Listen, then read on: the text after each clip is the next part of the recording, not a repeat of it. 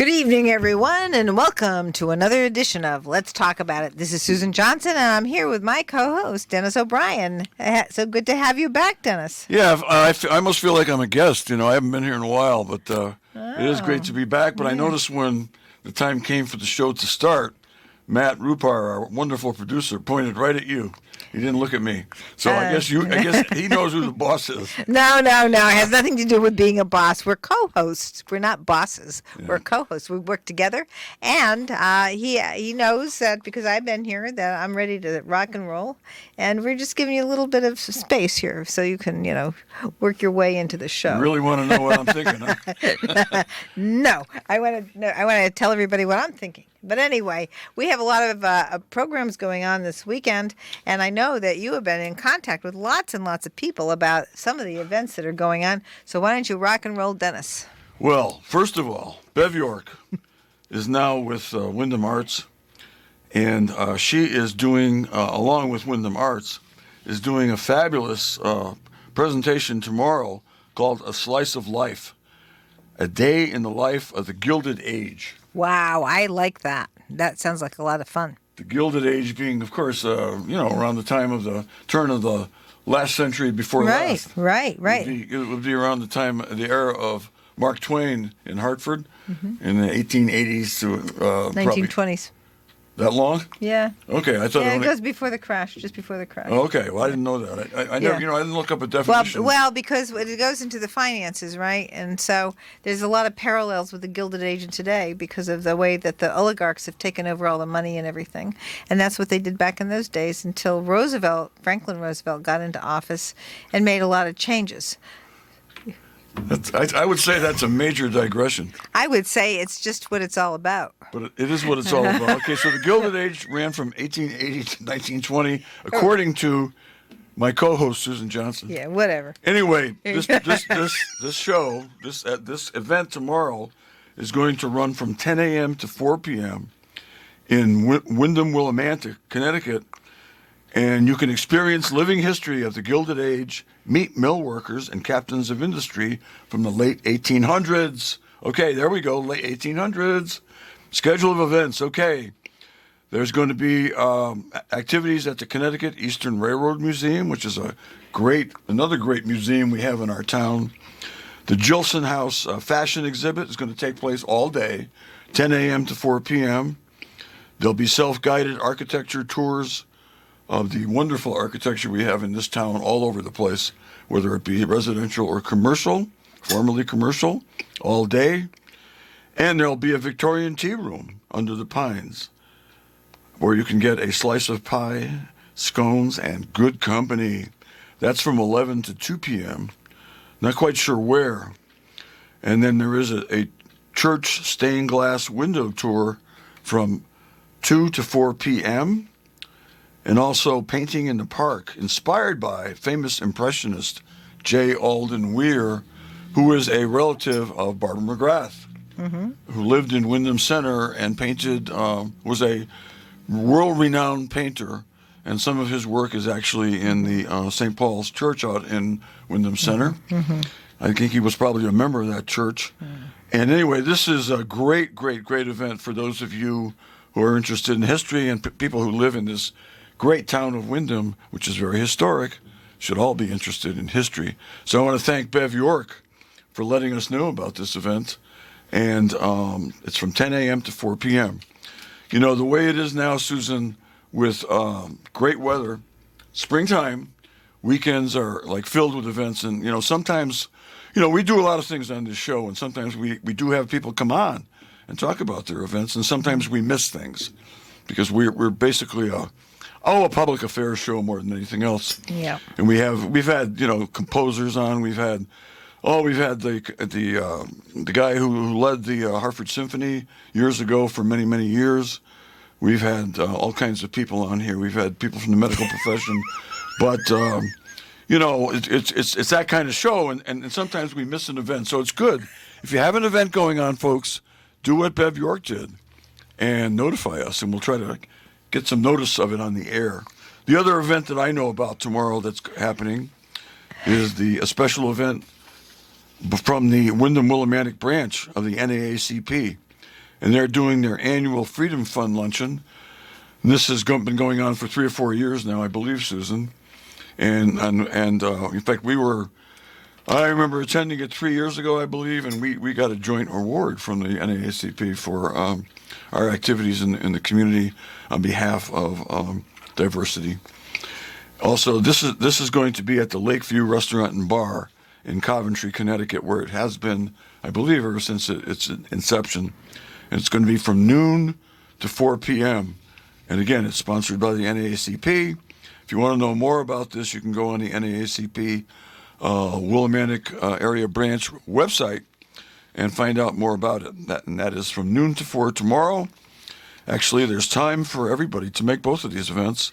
If you want to know more about A Slice of Life, put on by the Wyndham Arts, about the history of Wyndham, especially in the late 19th century, and you can go on the Wyndham Arts website, and that's where I got my information from, in addition to Bev York. And should be a great day tomorrow, right, Susan? I do believe it will be, and I think that it's wonderful that they're doing something about the Gilded Age. I'm glad that you corrected the time frame, because it is the late 19th century to 1900 or so. You verified it. You looked it up on your phone. I wanted You're to a make real sure. pro, Susan. Well, Dennis, I didn't want to mislead anybody to think it was a century before, because that is the time in which we had a situation where the people doing business were not regulated really to speak of at all, and they gained a huge amount of resources, just like we have today, where we have more and more people who have these more billionaires are being created, and as they're creating more billionaires, we're creating more people in poverty, because we don't have any good regulation. So we need a little bit more regulation, just like we did under Franklin Roosevelt, where we got a little more balance going on with respect to the economy, and people began to have more resources, and we developed the middle class. Unfortunately, under Ronald Reagan, a lot of those things were repealed, and then here we are moving 40 years ahead after that, and we see that because of all the laissez-faire types things that were occurring under the Reagan administration, we now have another Gilded Age, even more so because we have much more in the way of international businesses going on, and it's creating a real problem all over the world with poverty. I think it's more dangerous because there's more technology, and the people who have more money can use the technology to oppress people. And I think you're right about that. But don't forget, in the actual Gilded Age, J.P. Morgan, born in Hartford, is buried in Hartford. He had so much money that he was able to get the United States out of debt by loaning the United States money from his personal account. Yeah, but do you think they would do that today?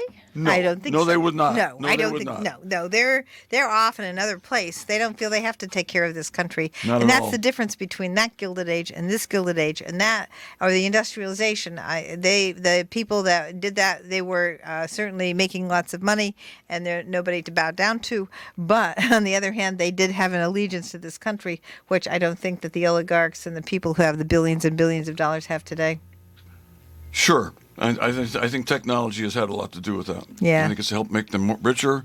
It's helped make them enable them to exploit workers in other countries, offshore, Sure. and spend their money offshore. And I think that's part of the big difference. I think J.P. Morgan, Dale Carnegie, Rockefeller, they were just as ill-motived, I think, but they didn't have the capacity to do what these Right. guys are doing today.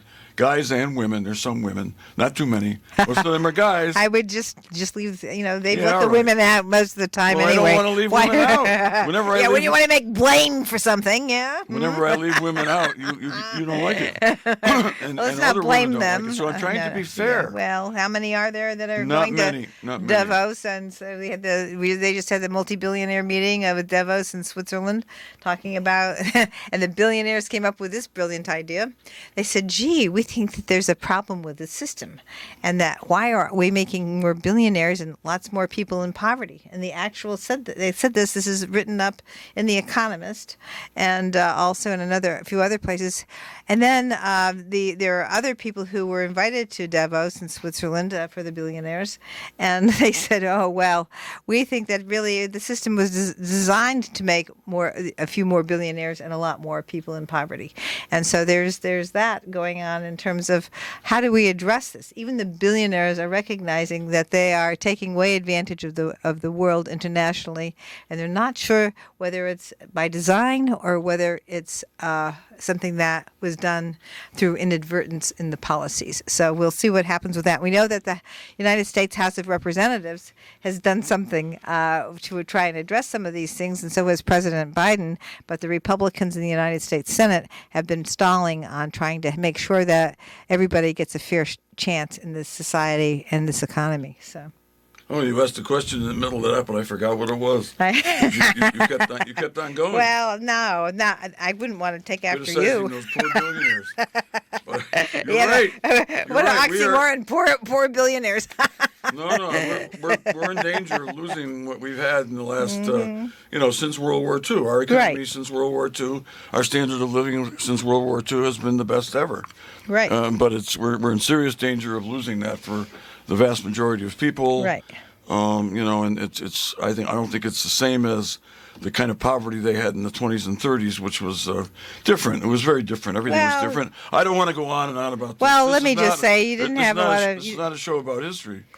Oh no. Well, said you. Well, We could do a show about history. We do everything. yeah, right.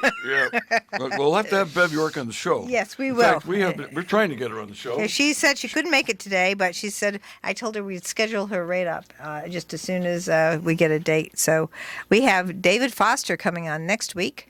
He's going to be talking about what he's doing to raise money for the Soup Kitchen, which will help all the people in the region.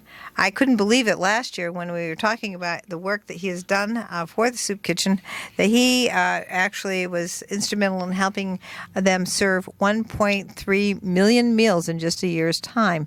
Can you imagine this little area? 1.3 million meals are being served by our Soup Kitchen. So there are tickets to be purchased for next week's event, and David Foster will be on our show next Friday to discuss it, and we're very excited about that. It's kind of a tradition. Every time there's a concert that David is involved in over at the Shabu stage, or even before that, he does appear with us on Let's Talk About It on the eve of the performance and to remind everybody about it. And we're certainly going to be there. Mm-hmm. And it's going to be a great day for Windham, Willimantic, and great day for music lovers. It's going to be it's a great show all the time. He always puts together a great show. He's got Elvin Bishop coming in and Big Al Anderson, among many others. It's going to be a great show. So we're looking forward to it. We'll be there, right, Susan? Yeah, of course. Yeah, and we're going to buy tickets. Yeah, we're going to buy tickets. We haven't got our tickets yet, but we will. Yep. And don't forget tomorrow, folks, the Slice of Life, The Gilded Age, from 10 to 4. Check it out on the internet with the Wyndham Arts, Bev York and Company, and also the NAACP dinner from noon to 4 in Coventry, on Coventry Lake. Mm-hmm. It was a Lakeville restaurant, right? Yes. Yeah.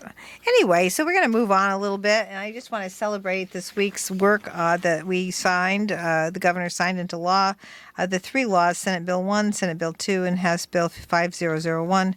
And these are bills that are taking critical steps to strengthen our state's mental health and behavioral health systems, which we have experienced a lot of difficulty since COVID-19. A lot of people were home, in the socialization aspects of school and being at work and being with your friends and coworkers and your other students, working together, everybody together out there socializing has an impact, a negative impact if you're not doing those things. And so one of the things that we did is we recognized that because we were communicating with our educators, communicating with our healthcare workers. Healthcare workers and educators have been under a great deal of strain, as our first responders. And this is something. So we passed some new legislation, And this is something that's been worked on. Some of these bills have been worked on for a very long time. One is to expand the 24/7 emergency mental health response and create walk-ins for mental health services in emergencies. So we have that. We also are in the process of addressing the shortages of mental health staff in our schools by offering grants to local schools to hire social workers, counselors, and psychologists. And I just want to say, back after Sandy Hook, Senator Giarratana and I started to look at, we thought we would be able to get more mental health workers in our school systems. And so we started looking for psychiatrists and psychologists and social workers, and we realized there was a huge shortage, that we didn't have enough people doing those jobs. And we were kind of surprised by that, because we thought that every school could have a social worker or a psychologist if they wanted, which all we had to do was pay for it. And we found out that that just wasn't true. And so we've been working ever since to create more resources for people who would be interested in going to those professions, who would be interested in working as staff in schools, to try and make sure that they are available to help our teachers, to help our educators, to help people in hospitals, to help people all throughout our society. And so we're now offering grants again to try and make sure our school systems have access to enough resources so that they can hire social workers, counselors, and psychologists to help us with these things.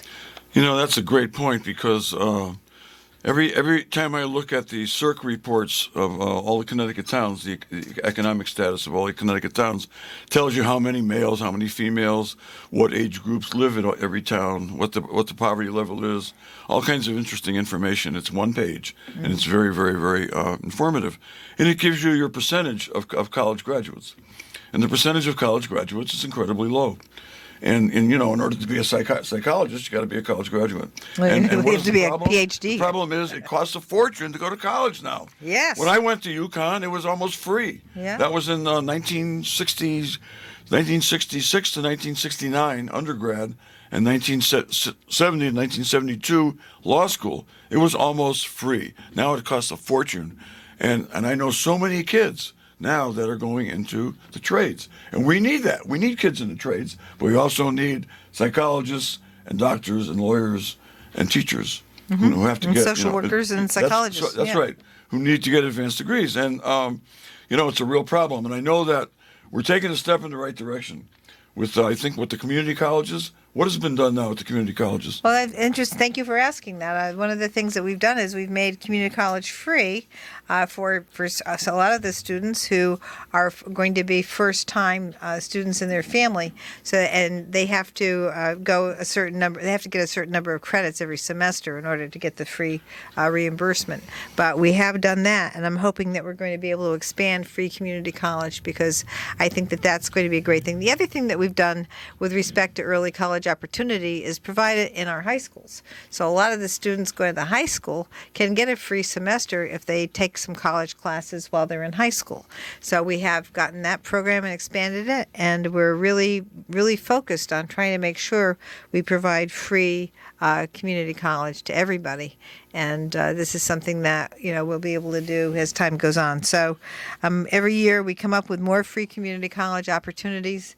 And so make sure that, if you're within a certain age or a certain group or a certain income also, you can get the free community college, not necessarily with the first-time situation, but also we have been providing free community college if you're within a certain age group, income group, rather. I am sure, because of the high cost of college education in the recent past, and not so recent past actually, that some people who might want to go into teaching, might want to go into being psychologists, might want to become licensed social workers, are not going to the college because they can't afford it. They don't want to run up a huge debt and have to pay it back for the rest of their lives. So it's great that the state of Connecticut is finally moving in the right direction and providing the ECHO program in the high schools that we have here in Windham High School, and also the free community college, which is really necessary. Yes, it is, and it's really, really helpful. Free community college, and then free community college will help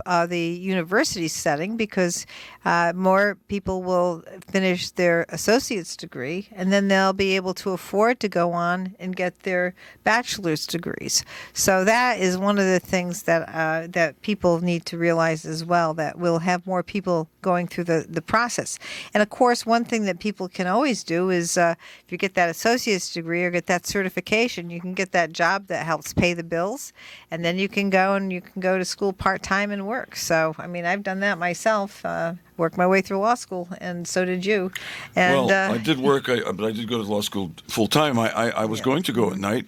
I was on the GI Bill because I'm a veteran, and I was only able to go full time law school, but even back then, when it was relatively cheap, because of the GI Bill was extended for Vietnam era veterans. Right. And so I got help, and people need a hand up. Yes. People need help. Yes. And the state of Connecticut is, under Governor Lamont, with the Democrats in the legislature are really trying very, very hard to provide that kind of help, and have been for several years. Connecticut is doing a lot better in that regard than most other states. Well, there have been a lot of other states that have been doing it longer than we have. But nevertheless, I'm really glad we're stepping up and we're doing the right thing now. Yep. This is Susan Johnson. I'm here with my co-host, Dennis O'Brien, and we're going to be right back after this break. Welcome back, everyone. This is Susan Johnson. I'm here with my co-host, Dennis O'Brien, and I just wanted to finish up on some of the behavioral health things that were signed into law this last week, and some of the stuff that we worked so hard on. And one of the next thing that I wanted to just discuss briefly is the fact that we provide mental health training to parents, students, and pediatricians. And this also follows some of the work that I did with Senator Giarratana when we were co-chairs of the Public Health Committee, and that was to do mental health first aid for the teachers, making sure the school systems did the mental health first aid so that they could identify and work with students who maybe looked to them like they were going to go and have some kind of a problem with behavior, and they would be able to learn how to bring the intensity down. And that was one of the things to do. I think that it might be a nice thing for everybody to be able to learn about mental health first aid, and they were going to do that. And then the other thing that Senator Giarratana and I did is that we worked with. Again, I think I mentioned this before, creating groups of pediatricians to work with psychiatrists so that they would have access to somebody they could talk to if they recognized a behavioral problem that perhaps was something that they couldn't really address, and that we could do some consulting on. So that was also something that we had worked on and gotten passed into law. The other thing is that we really want to be able to make sure our school-based health centers are focusing a little bit more on mental health programming, because this is something that, what happens is the student may have a problem, and if they go to the school-based health center, having a social worker there or somebody who is trained in behavioral health issues would be very, very helpful for that student, and it would be great to get the evaluation done at the school so that they'd be able to make sure that they can continue getting their education, and that the school system has a good place for the student to feel safe and to be able to go and talk about the problems if they need to. And then we did create a state oversight and coordination of the state responses to kids' mental health needs, because I think it's time that we understand where we're going with some of the programs we've created and evaluate the effectiveness. So this is where we are now. We've done a lot with behavioral health here in Connecticut. I'm really proud of the state for working so hard on it. Certainly the people in the Children's Committee, the Public Health Committee have really worked hard on these issues, and I think this is something that we should be very proud of as well. If I may, I've talked about this group before that I was a part of when I was on the town council, and on into this year as well for a while. This group that was formed by CCM, the Connecticut Council for Municipalities, Connecticut Conference of Municipalities, that we engineered that here in Windham. We, Charlie Critch, Don Niles, myself, were concerned about CCM not addressing the needs of the cities, the urban centers with lots of poverty and whatnot, because we have different issues from the towns like Avon and Simsbury, and Westbrook, and places like that. And so we thought we needed a special group of mayors and other government officials from major towns like New Britain, Hartford, Waterbury, New London, Wyndham. And in fact, we did put together that group. And last year, our group came up with one plan. And that one plan was to make it so that we would get more pilot money in towns like ours, in towns like Hartford, like New Britain, like all those towns I mentioned. And that worked. And because of that, we got a lot more. Because of that, the legislature, with you and others supporting it, Susan, got a lot more pilot money for towns like ours. And this year, our priority was, we had one priority, and that was mental health for children especially. Mm-hmm. And so that Mayor DeVivo followed up with some of the work that I've done there on that project. And that was part of the reason why this became such a high priority in the legislative session. You legislators, of course, were the ones that made it happen. And Marty Looney, he is the president of the Senate. And he is, not the president, he's the president pro tem of the Senate. The president of the Senate is actually the Lieutenant Governor, Susan Bysiewicz. But Marty Looney, again, spearheaded this in the Senate. And others spearheaded it in the House, you and others. And, we got this done. So this group that we set up, that Wyndham, people in Wyndham, especially Dawn, especially me, and especially Tom DeVivo and Charlie Critch. I didn't mention Tom before, but he was a big part of it. We were able to get CCM. They came to see us. What's your problem with us? We told them. And they responded. They responded beautifully. And now things are much, much better for the cities, including Wyndham, Willimantic, because of what we did. And it's obviously the legislators and the governor that make it happen. But we came up with these proposals, two now, that have been successful in the last 2 years, and they're good, very good for the people of Wyndham and the children and families of Wyndham as well. And I just wanted to point out, Susan, that we recall, of course, we all recall Newtown. Yes. When it happened. And I remember that you, as chair of the House Chair of the Public Health Committee, you mentioned Senator Giarratana, who was originally from my hometown of New Britain. You two were there in Newtown for quite a while and met with the parents, with Governor Malloy, and came out of those sessions with a lot of real good new legislation, including mental health work programs, but also gun control. Here in Connecticut, that is, I think, the best set of gun control regulations and statutes in the country for a state. Thank you. I appreciate that. Yes, we did. We eliminated the sale of the AR-15, and we put the magazines down to 10 bullets per magazine, because we looked at what the military provides for a magazine, and it's 15 bullets, so we figured we didn't have to be military. And so that's what we did. And we also changed a lot of so people seeking a permit, if they get denied on the local level, they have an appeal right. And we look to make sure that the people doing the reviews for the appeals actually had a behavioral health background. They were psychiatrists. They were social workers. They did the kind of work where they could really analyze what was going on with the denial that was done by the local authorities, which is usually the police chief. And we also made sure that they gave the local police chiefs more respect, so that they would be able to have a schedule instead of waiting there to, they didn't know when, they just would come in on a particular day. So we put a little bit more order into that process as well. And I have to give thanks to Chief Lisa for letting me know about some of the processes that she had to go through when some of these things occurred. So I met with her and we discussed it, and I was able to take some of that back to the Capitol. That was a big move in the right direction, because I'm well aware of that process, because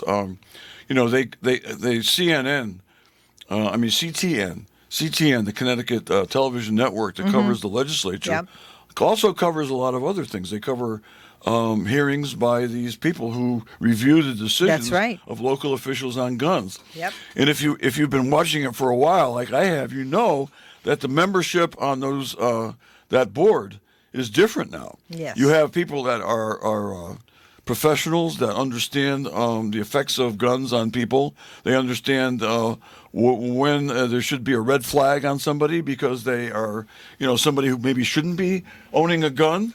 And when before the board was loaded up with members of the NRA. That's correct. And that's not right. No. And that was unbalanced. That was not objective.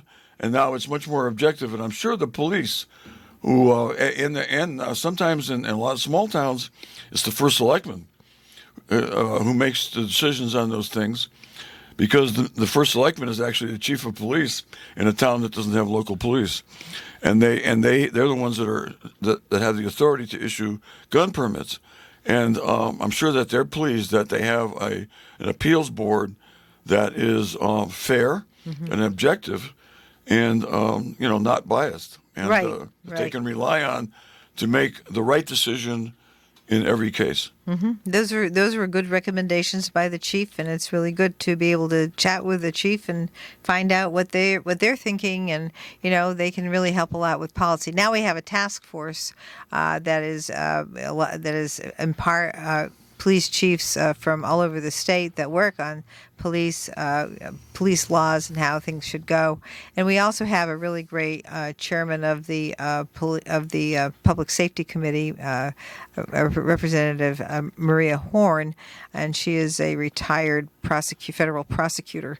So she really gets what's going on and how that works. Interestingly, another person who worked very closely with Lisa Maruso-Bolduc on these reforms from outside of the legislature, but as experts, police chiefs, was Neil O'Leary.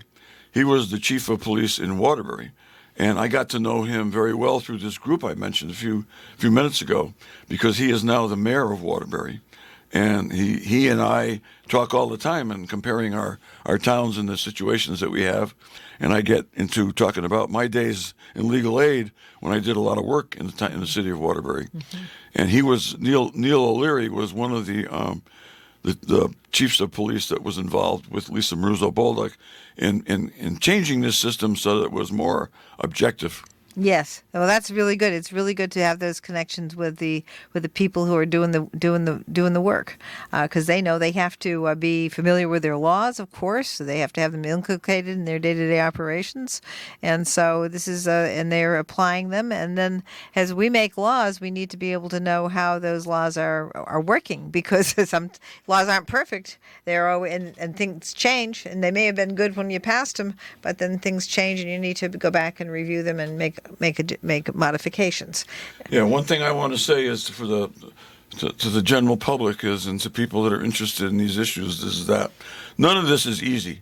Making these decisions about what kinds of rules and regulations to place on police departments that are doing an incredibly important job, it is not easy.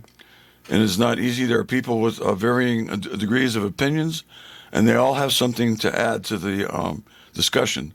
But in the final analysis, the decisions that have to be made by the legislators, among others, are not simple. No. It's very complicated. It's not simple because it involves protection of safety. Exactly, and you want to make sure you don't harm, create a law that's going to harm people. So you want to make sure that it's really going to move forward. You have to really understand the law before you change the law. You need to understand the law and how it works and all the interacting aspects of the law too, because it's not just that one thing. It's how the law has an impact for public safety on all kinds of other aspects of the law as well. So, it's not just one aspect of public safety. So, yes.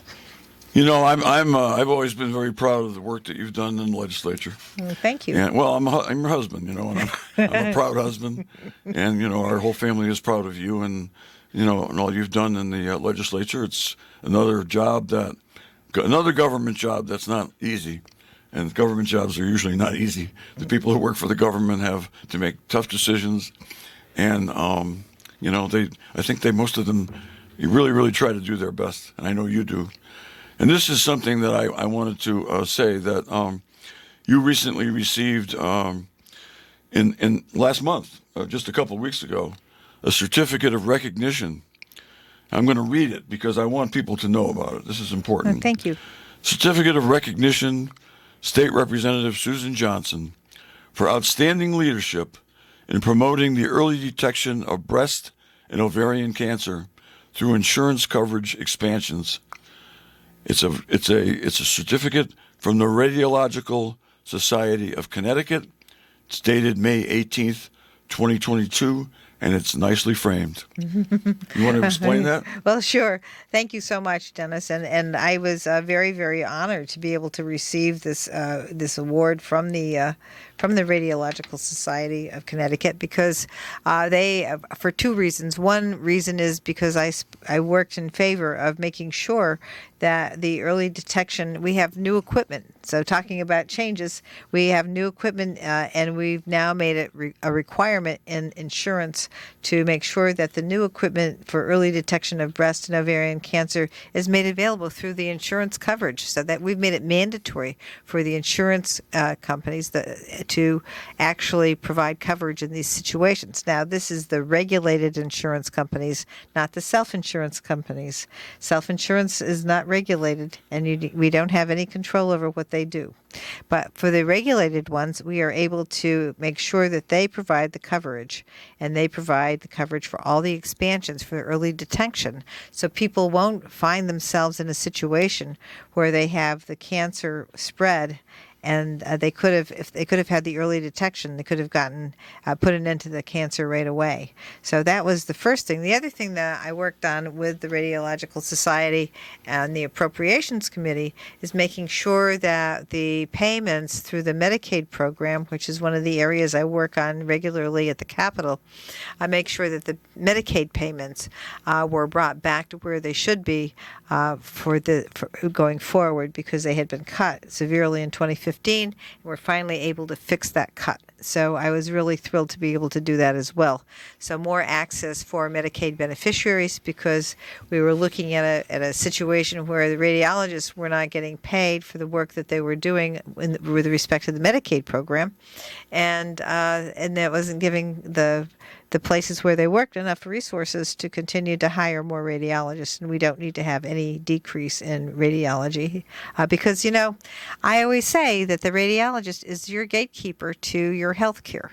If you can't get the diagnostic services through your radiologist, through your x-rays, through your MRIs, through your ultrasound, through all these different types of techniques that we have to figure out what's going on with a problem you may have, then what's going to happen is you're going to have to wait until something really serious shows up. So your radiologist is your gateway to getting your health care. And we want to make sure that we can keep them going forward, make sure that they're available to everybody when there's a need. And so I'm really honored and pleased to be able to work on that and make sure that we have access to that type of diagnostic service. So thank you for bringing that up, Dennis. Well, thank you. That's really good information for me. And a radiologist, of course, is a doctor. Yes. They are doctors who specialize in diagnostic service. So the MRIs, your x-rays, if you need radiation, it's another thing that they do for treatment of cancer. So there are a number of things that your radiologist does, but primarily they are there. A lot of the work that they do, not primarily, but a lot of the work that they do is making sure that when the doctor orders an x-ray, when the doctor orders an MRI, when the doctor orders ultrasound, these are the things that the radiologist oversees and make sure is done properly, and that they analyze that technology that comes back to them, and they can tell you what that says, and then they can give that diagnosis back to the doctor for more treatment. So this is something, and I think that they're kind of like overlooked, because what happens is you focus on your doctor, right? You go to your doctor who you have the established relationship with. Radiologist is just there. The doctor makes the order to see what the problem is. The radiologist does the analysis based on whatever equipment they used, and then you go back to the doctor. So I think that we're not giving enough attention to the radiologists and all the work that they do, because without the radiologists, we wouldn't be able to get the rest of the treatment from your treating doctor. That is really useful and important information, Susan, and I'm awed by your incredible knowledge of that area of the law and of the of medicine, of healthcare, and it's just so important. And one of the things that I benefit from by being your husband is I get all kinds of good advice on healthcare. Even though you're not a doctor, you certainly know a lot more than I do. And you've when it's time for me to go to a doc, you let me know. Well, yes, I do. I've always followed your instructions, and I'm still here. Yeah, well, I'm happy to be here because I love being here in the town of Windham. This is a great place, great people, and this is a wonderful time of year to be here in Windham. And wow, I'm just very happy. There's lots of things going on in the world that are not positive, and that's always been the case. And and there are things that are going on that are very sad, as we all know. yes. Not going to get into the details and whatnot, but a lot of sad things going on. But life is good.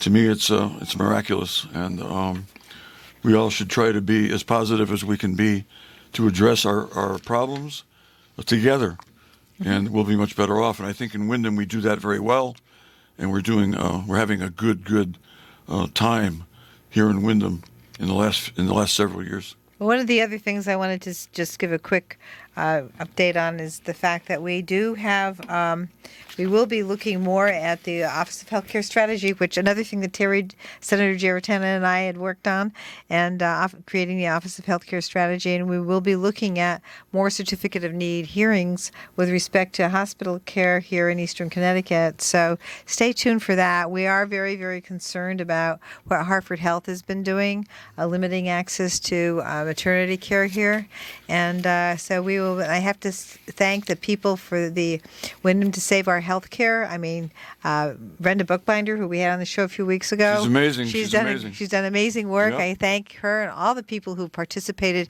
there because it's really caused the state to come to attention. And we will be working on that with other providers of healthcare to try and make sure that our governor understands how serious this is. Okay, remember, folks, tomorrow, big day in Windham. Probably a lot of things going on, but two that you should know about is the Gilded Age event that takes place from 10 a.m. to 4 p.m.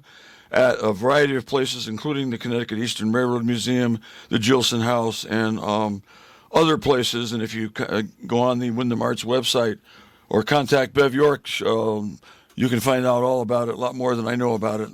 And also the NAACP event, the annual Freedom Fund luncheon that's going to be held on Coventry Lake in the Lakeview Restaurant and Bar from 12 noon to 4 p.m. tomorrow.